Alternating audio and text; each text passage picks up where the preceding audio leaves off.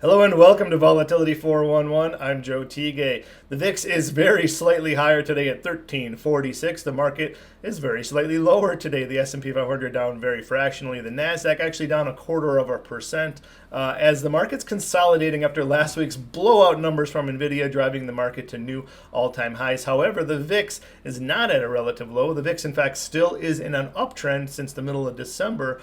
So we're watching that as we're heading into the very volatile month. Doesn't mean that something is around the corner. Well, there are some signs out there that maybe we should be cautious.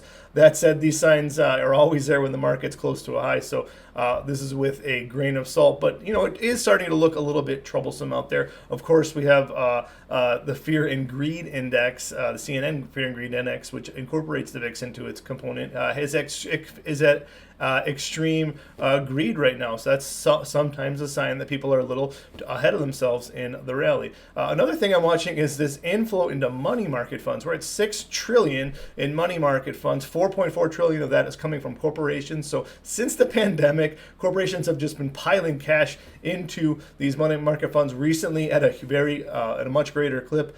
So there's a couple things going on. Certainly they're earning a lot of profits. That's good. But they don't know what to do with that cash. Maybe that's not so good. It'd be better for the economy if they were reinvesting it. That said, they are earning a healthy 5% yield in these money market funds. So there's reason for these corporations to want to stay out of some riskier investments. For Equity Armor Investments, I'm Joe Teague.